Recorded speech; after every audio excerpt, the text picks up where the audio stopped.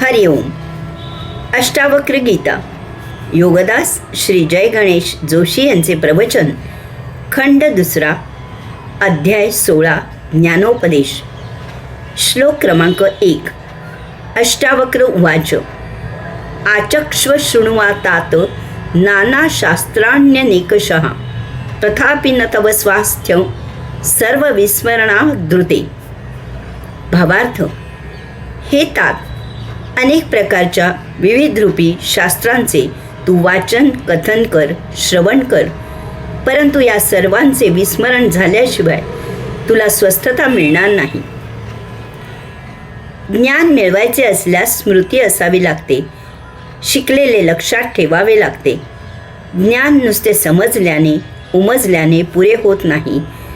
ते स्मरणात ठेवावे लागते आणि योग्य वेळी योग्य तसे वापरावे लागते, तरच त्या ज्ञानाचा उपयोग होईल. स्मृतीशिवाय ज्ञानप्राप्ती अशक्य आहे. तीव्र स्मृती असणे हुशारी समजली जाते. समयोचित स्मरण होणे हे कुशाग्र बुद्धीचे लक्षण समजले जाते. येथे अष्टावक्र मुनी सांगत आहेत की स्मृती असणे हा अध्यात्म मार्गातील अडथळा आहे.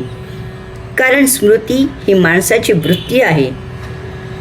जरा कोठे काही झाले की ते माणसाच्या स्मृतीत जतन केले जाते. येथे माणसाच्या इच्छेचा प्रश्न येत नाही, हे आपोआप होते. तसेच स्मृती आपोआप उफाळून येते. एखादी वस्तू किंवा व्यक्ती दिसली की स्मृती त्या वस्तूची व्यक्तीची स्मरणात असलेली मागील माहिती प्रक्षेपित करून मोकळी होते.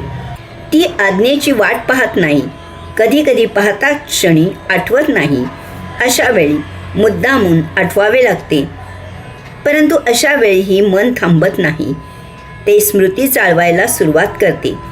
यामुळे नको त्यावेळी आणि नको त्या स्थळी स्मृती जागी होते आणि त्यावेळी आपण करत असलेल्या कामात अडथळा येतो. हे असे ध्यानाचे वेळी प्रकर्षाने होते.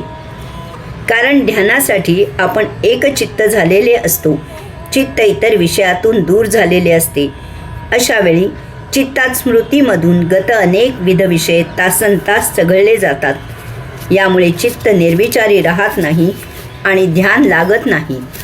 हे असे वाचून मुमुक्षु साधक योगी यांचा गैरसमज होईल की अध्यात्म साध्य करायचे असेल तर ज्ञानप्राप्ती करू नये.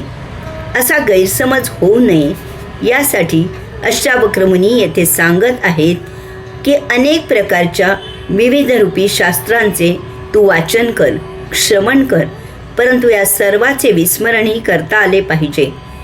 ज्ञान मिळवायचेच आहे, परंतु ते ज्ञान आत्मज्ञानात विघ्न होऊ नये. भौतिक गोष्टींचे ज्ञान भौतिक कर्म करतानाच वापरायचे आहे. ध्यान लावताना ते ज्ञान विसरले गेले पाहिजे. याचा अर्थ आपल्या स्मृतीवर आपले नियंत्रण हवे.